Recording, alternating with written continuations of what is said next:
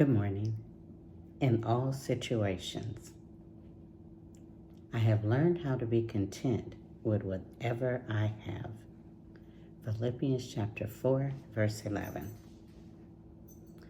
This scripture conveys the importance of contentment in all circumstances. Now here, the Apostle Paul is expressing that true peace and satisfaction come from trusting God. Regardless of one's situation, this verse encourages believers to overcome worry and material desires by making a purposeful decision to be content. Understanding the surrounding verses provide context for us, emphasizing faith and reliance on God during both challenging times and times of abundance. What an incredible gift that Paul walked in. He knew how to be content, regardless of how much or how little he had. It's interesting, too, that as a believer, both situations arose in his life. There were times that he had plenty, and there were times that he had nothing. Didn't mean that God wasn't blessing him when he lacked. It just simply meant that those were the circumstances that he found himself in. But you hear no accusatory overtone in Paul's writing here. He doesn't go to accuse God, now I don't have anything. That's not what he did. But what you hear is that he's not angry at God. He simply understood that following God would or could mean that there would be times of plenty and there will be times of scarcity. The real secret here, the secret to contentment, is realizing that our circumstances don't determine our peace. We might be suffering, or we might be on a mountaintop of victory and have everything in the world. But our peace and our steadfast walk with God remain the same either way, whether there's abundance or whether there's little. Our joy is not contingent on our circumstances. Rather, we are satisfied that God will give us what we need, and this is an important part, when we need it, in all situations. Sometimes we all need a little reminder of that. We can have so much that we think too much of ourselves, that if something happens and that's taken away, oh my, now what are we going to do? How do you feel about that now that something like that has happened?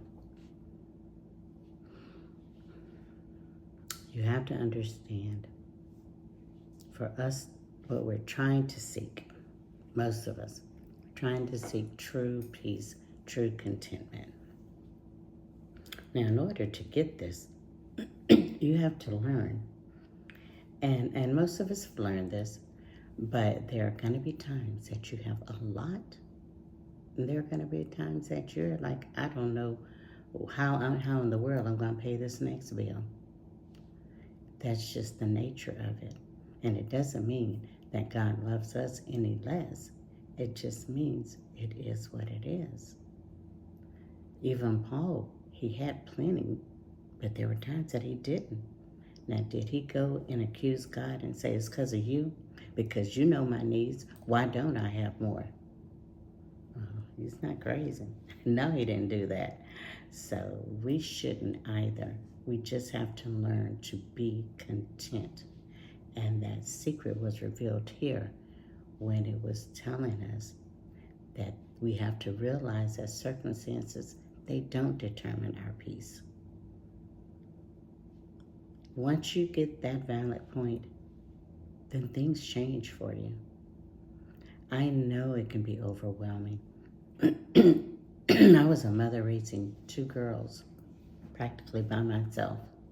I had a village of people that would help, but I helped the village more. But I didn't complain. And once I got through all of that, I'm not saying I'm past it, but once I got past those times that I thought I'd never get past. I had so much peace, it wasn't funny. The stress kind of left because then I did realize, just as I said here, there are going to be times you have it good, and there are going to be times that you have it bad. Now, when you have it good, you're not saying, oh man, I got it so good right now. I'm so blessed, I'm so this, so that. And you're not at that time storing up for the future. You're enjoying that moment. So perhaps what we could do is when we have it so good, save up something, put away something, just in case, because those times are coming. There's always going to be some unexpected something that comes up. Like I said, I had 2 daughters, and at one time, I was working 3 jobs to make it, barely. And it's a good thing that those times weren't right now, because it's even harder to make it now. Things are ridiculous, and they're out of control. But if you're looking for peace, again, the main ingredient for peace is to be content. Now, you don't want to walk around saying, well, I don't have nothing, so I'm content. No, don't be silly. Try to do your best. See what it is that you can come up with to make the situation better. But realize things are going to happen. And don't go all woe is me every time that changes. Yeah, sometimes we question things in certain situations because we're like, oh my God, again?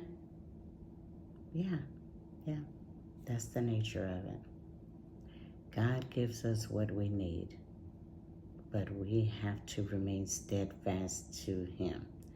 And we must realize that our joy is not based on our circumstances or things we have or don't have. There should be joy in you at all times. In all situations. It's hard, but it's necessary, and it teaches us a valuable lesson. Contentment. Are you content? Perhaps you don't live like you used to. Now, I tell y'all many times, I'm a car person. And I kind of think I be looking cute sometimes. And I love a good car. Either a sporty car or a truck or a Jeep. Those are me. Everybody that knows me knows that's me. But it's not now. And I am so content. Now, those fancy cars were cute, and I look good. I look good in them. But they were like the last one, $800 a month. When did we get to the point that cars are as much as a house used to cost? Something is terribly wrong with this society. When do we get to that point? So again, and I told you on this before, my kid's dad, during the C word, he had a taxi company. Because he's always been, well, not always, but after our marriage became self-employed. And he figures it out. So he decided that he was going to have a taxi company. He did really well. But he does that, he does really well in business because he has that kind of mind.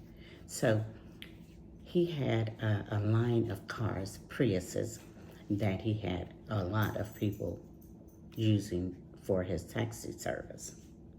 That company was doing really good. But when C hit, he said, not gonna be able to do it.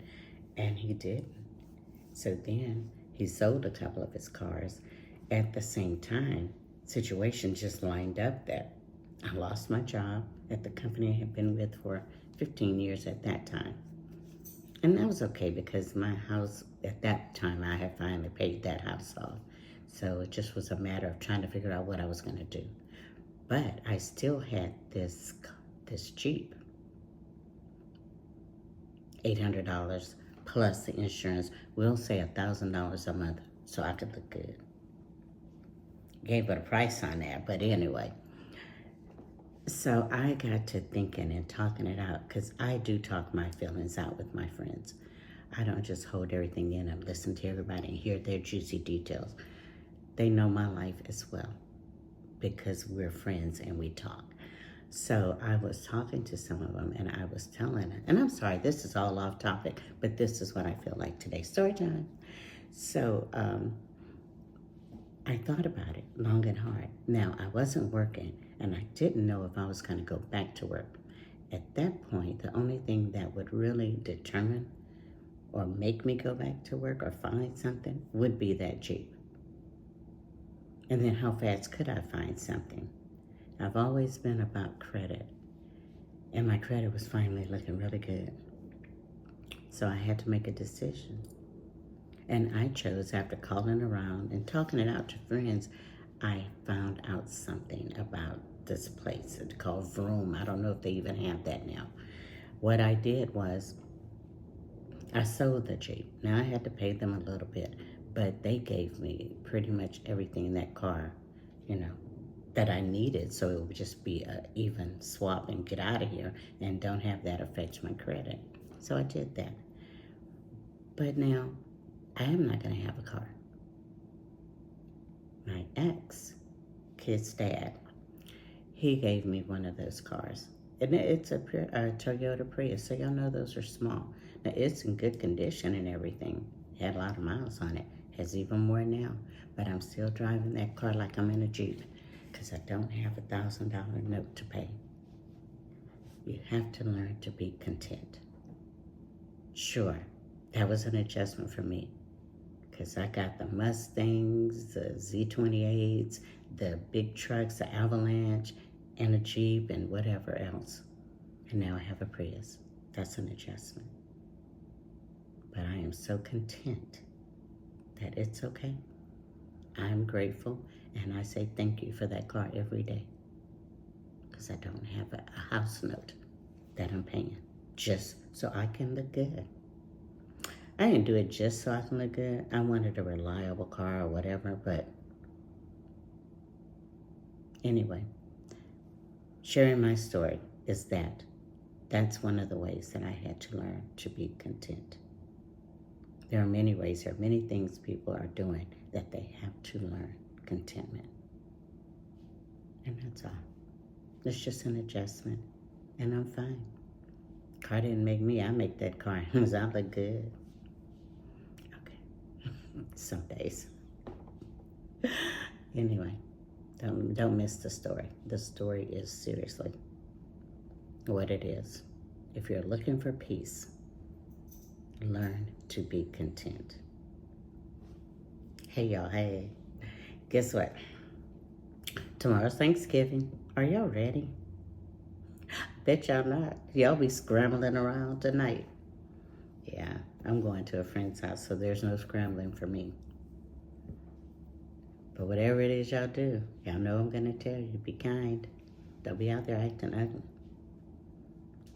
Go out there to enjoy yourself, and not just that, but let other people enjoy themselves as well. Now, I've already told y'all how to talk. Don't go around talking about somebody that got fat. Don't do that. Or somebody's too skinny, or when you're gonna get married, or when you're gonna have a baby. How about, hey, it's so good to see you. Yeah, I'm putting words in your mouth because sometimes you need that. It is so good to see you. Do you know how that makes people feel? To know that they feel welcome. Don't start with all that other stuff, and not tomorrow. Maybe the next day you can, but not tomorrow, okay? Be kind to them. I guess he said, well, I can't do it tomorrow. Let me do it today. I love y'all. Be kind. Be kind to everyone. Most importantly, be kind to yourself. God has forgiven you for whatever transgressions you have done and may do in the future. Just don't go around doing it intentionally. One time for the one time. One time for the one time. Hey, one time for the one time. One time for the one time. Hey. Y'all have a beautiful day. I don't want to let y'all go, but I guess I will. Hey, If you haven't subscribed to my channel, maybe you just happen to run across me, subscribe. I'm not saying I'm just the most religious person over here. No, I'm far from it. I tell y'all all the time, there are things that I do that I have to ask for forgiveness as well. I'm just trying to be a lot more peaceful because I am content now.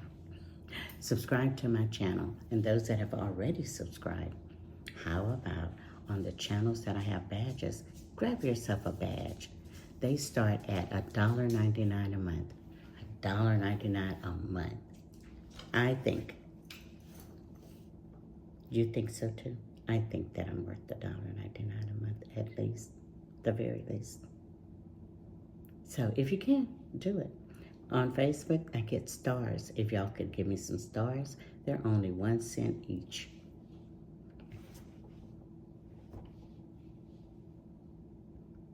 Show me some love. I can get super chats on YouTube. All the channels I can get something on, please do that. Because this is a working channel. I am in partnership with these companies, and I'm doing it so I can make some extra coins. I got bills to pay too. Anyway, I love y'all. Y'all have a good day, and get ready for Thanksgiving tomorrow. And be on your best behavior. Don't come back here Friday telling me, girl, you ain't gonna believe what I did. No, I'm not, because I already told you not to. Y'all have a good day. Talk to y'all soon.